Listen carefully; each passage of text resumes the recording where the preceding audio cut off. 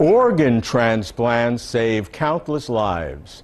But in addition to the technical challenges, there are social and moral issues. All over the world, the issues are similar. Because demand for organs far exceeds their supply, waiting lists are very long. So who gets priority? What is the source of the organs? How are organs donated? And what happens when a black market develops? But in China, there has been another issue. Because organ donation has seemed to be inconsistent with traditional Chinese culture, organs have been sourced from executed prisoners. This unethical practice, seen as a necessity to save lives, has caused great controversy and elicited great criticism. Even though lives were being saved, the charge was that human rights were being abused. One doctor made all the difference. His story is riveting. I speak with him to get closer to China. Yan Shiyi, a 9-year-old, has suffered from kidney disease for most of her life. For 6 years, Yan has to do kidney dialysis every 3 hours. Though dialysis can maintain Yan's life, a kidney transplant is the only way for her to escape the misery. In fact, Yan Shiyi has been on an organ transplant waiting list for more than 4 years. She's one of the 25,000 registered patients waiting for organ transplants. And that's only a tip of the iceberg. It's estimated that about 300,000 patients need transplants. But only about 10,000 operations are performed per year. A temporary solution was to use organs from executed prisoners. Our problem, major problem, is the lackage of national organ civilian donation systems called Achilles heel of the Chinese organ transplantation systems. Now, in the 1977, we started organ transplantation clinical trial. It's used and the inmate and the death row sentence and the inmate organs until the years of 2009. How did the use of executed prisoners' organs begin? What was the... Actually, this, like the sum of the area and or the countries in the world, just like Taiwan, also some part of the world, including U.S. Initially, and the clinical trial and the majority of the countries and doctors, surgeons request to use the organ from the inmates' organs for clinical trial. However, majority of countries and regions, including Taiwan, as long as the civilian organ donation system established and then eradicated the usage of the executed prisoners' organs. How did that system work, as specific as you feel Actually, comfortable with? this is not from country level, as it's local level. And the surgeons in the certain hospitals contact the local court, judicial and officials, and they got the rights to harvest the organ and allocate the organs.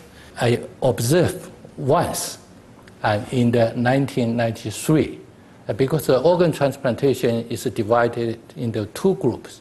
One is a donor and another recipient. So I just feel curious. I went to this to observe how they got the organ from the donor team.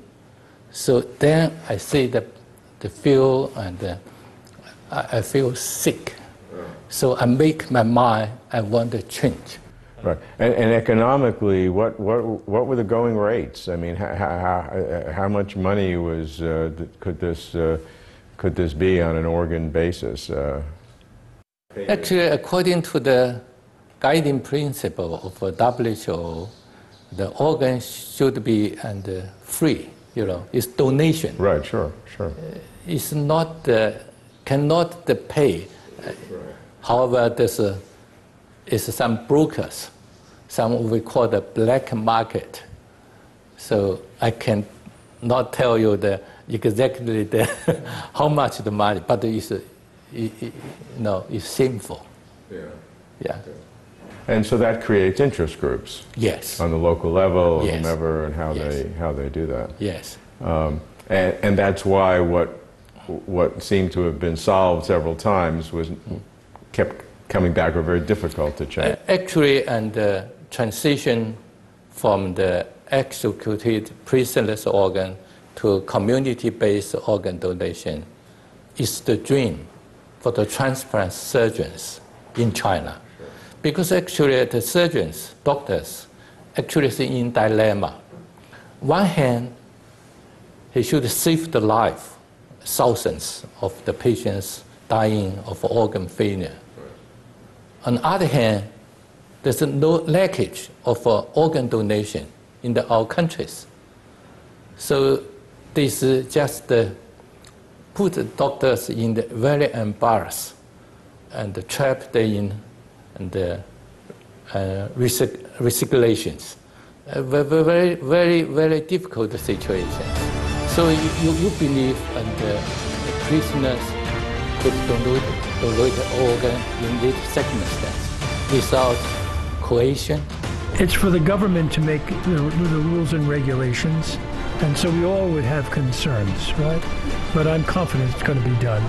There are thousands of people in China who need transplantation to save their life, and this won't happen unless we have a citizen-based organ donation. And this cannot occur if you're using organs from executed prisoners. Well, it's a good news for us as representing the WHO. That's something that we were expecting for years, to be able to, this big country and with a great potential, to move in the ethical way and respecting WHO guiding principles on transplantation. And now they're ready to do so, and I really congratulate China for doing it that way.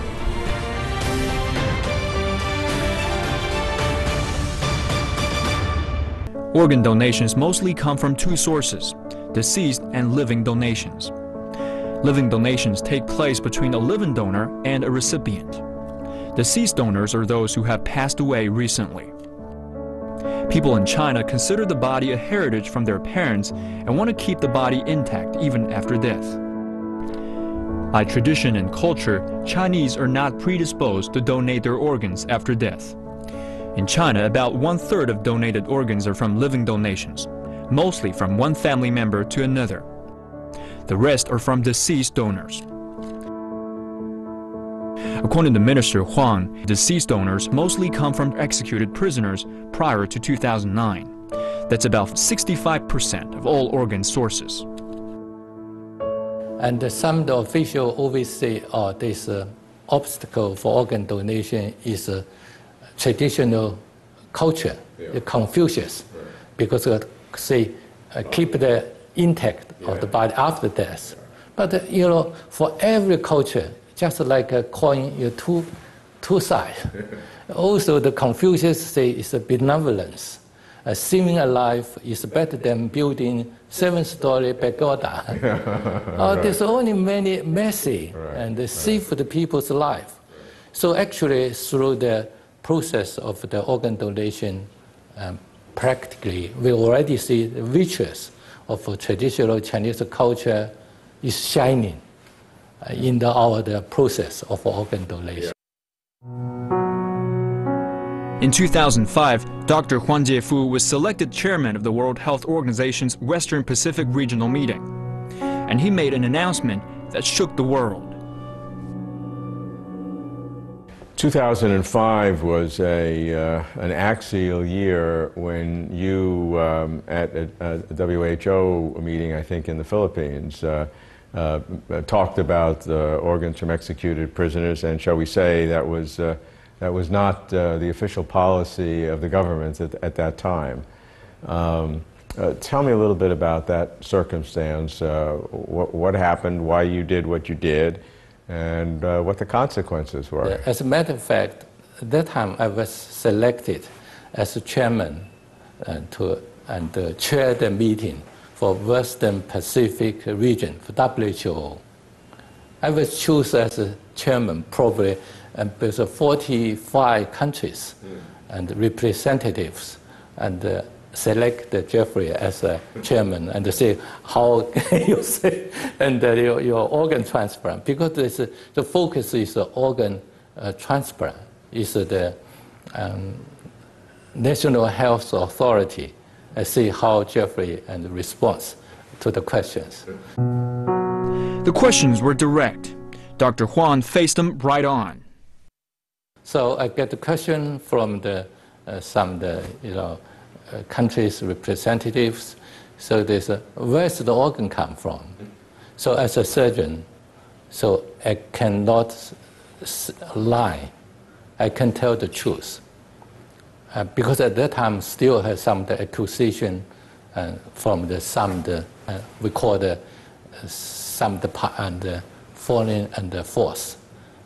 So and then I told them, and in China, disease organ in the 2005, all come from the executed prisoners. The announcement made Dr. Huang Jiefu the first government official to admit that China used organs from executed prisoners. The consequence is very, very funny. And when I returned to China, some of my colleagues told me, Jeffrey, and you made bigger trouble, and you will be removed from your post as a Vice Minister for Health. However, I was very confident because I tell the truth. Also, it's the policy of our high leadership.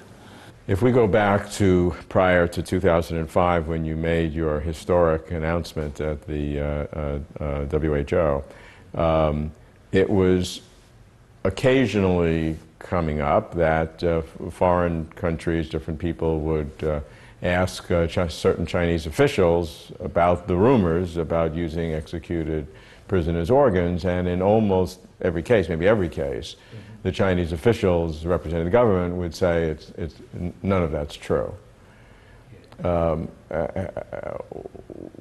Didn't that create a problem for those officials who said it wasn't true, and now you as Vice Minister of Health said it was true? Harvesting organ from the executed prisoners is a request from the medical and the sectors. It's not a national policy, because the doctor want to save the life of some patients and request to some local call and get the organs. It's not a national policy. We have never got a legislation to permit to use the organ from the executed prisoners in China. Last March at when the National Congresses, the so-called two sessions met, you made an announcement at that point which surprised some people. Can you tell me a little bit about that? Actually, I'm the member. I'm a standing member of the CPPCC. So initially, I didn't think I could be make an announcement in the press conference because I'm the member. So then I was chosen as a person to make an announcement in the press conference. 谢谢主持人，我是来自法国《欧洲时报》的记者。 I am with European Times headquartered in France. Why did China decide to stop using executed prisoners as a source of organ transplants? And will that cause a shortage of organs needed in transplants? Can you share with us more information on the current status of voluntary donation of organs from Chinese citizens? 器官的情况如何？谢谢。我很感谢这个法国《欧洲时报》的这个女记者跟我提这个问题。 So I'm mandated by the CPPCC also make an official announcement. Now this is the national policy. It's a governmental policy. But at that point, some of your colleagues, perhaps, in some of the ministries are relevant, didn't know that. As long as the high leadership make the decision, and then everything will go forward without the the notification of the inferior and the sectors. So basically what you did is participate in a process that often works in China where leadership is supportive, but there's a whole bureaucratic system that is hard to move just because of any bureaucracy, not just China, any bureaucracy. But it's recent. If you just inform the Ministry of Health, and then some interest group, make the things become very ridiculous. Right, and interest groups have a way of not just confronting it, but just delaying it. Right. Because they wouldn't want a direct confrontation, but they say it has to be studied, or we need a report, or we need something, and hopefully that'll just go on and on, nothing ever happened. They will say, oh, there's gap. You will just stop. You forgot to do something. The reason, and they probably say, we cannot do that because of the demand of the people. There's thousands of patients dying of organ failure, need the organ transplant. So we could not establish an organ donation system in China in short time. So there's a reason. Right, a good reason, supposedly. A good reason. This is for people. Right. In 1984, China enacted the rules concerning the utilization of corpses or organs from corpses of executed prisoners. The rule provided that corpses or organs of executed prisoners could be utilized if no one claimed the body, if the executed prisoner volunteered to have his corpses so used, or if the family consented. In 2007, the Chinese government issued its first regulation on human organ transplants. The regulation stipulates that human organ transplants should respect the principle of voluntary and free donation, and makes it a crime to harvest organs without the owner's permission or against his will. Yet the 1984 rules and the 2007 regulations did not stop the misuse of executed prisoners' organs once and for all. They always say, how we cannot use the prisoners' organs is great waste. Now the prisoners are willing to donate. Why don't we use? Actually, it's a lie. So you believe and prisoners could donate an organ in this circumstance without coercion. Also, if the people know his organs and the donation organs is mixed with the prisoner's organs, then nobody wants to donate. So I cited, or just to show you my book, I cited the remarks of the former American President Lincoln. So a house divided against itself cannot stand. So in China, for the whole world, and you cannot coexist, and means the organ from the prisoners and the organ from the civilians cannot coexist. I think the progress of organ transplantations indicate direction in which Chinese society is moving.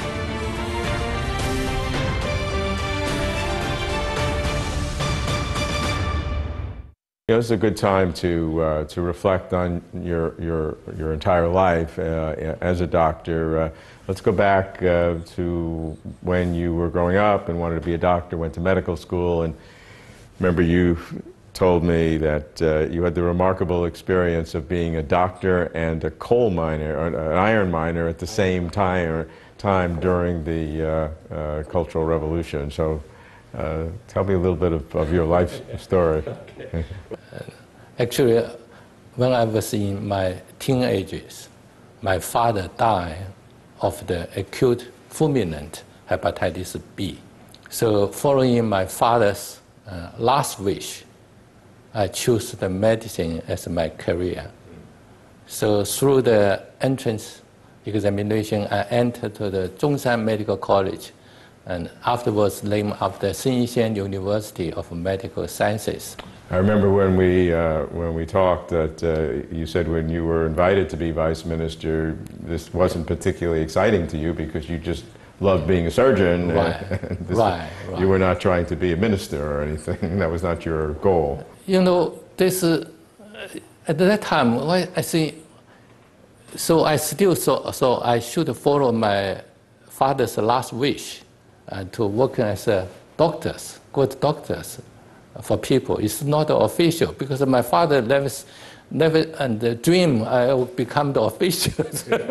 So initially I was very reluctant to accept the appointment as a vice minister, and then I request I see the reasons.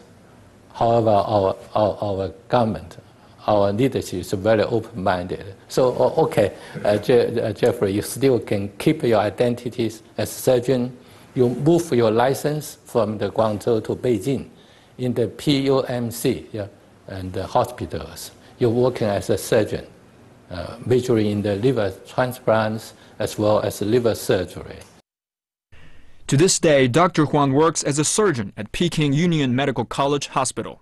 How could you then confront and win this battle with all of these entrenched interests that are extremely powerful? How does that work, especially in a society in China that political kinds of things are done behind closed doors? That's why I think that China is, and the future will be bright. We're promising the countries. You know, just you mentioned, already I retired from the Ministry of Health. It's not officials. However, we got some of the moral blessing from the public, from the mass.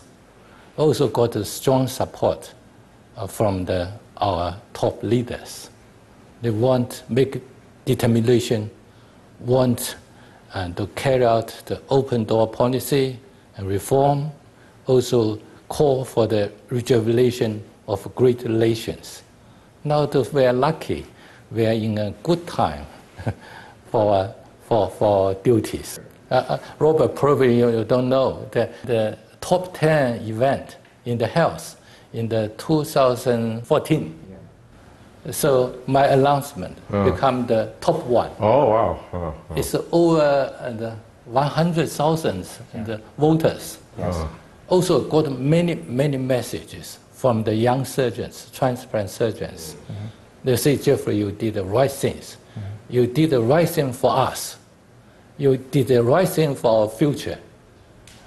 It makes their whole life honorable as opposed to dealing with things that are immoral and very suspect. You also got many messages and many greetings from the many catches, high rankings officials. Sure. Well, what you've done is really the best in my opinion, the best exemplification of Chinese reform, of Chinese anti-corruption, of the vision of President Xi and leadership today to really transform China.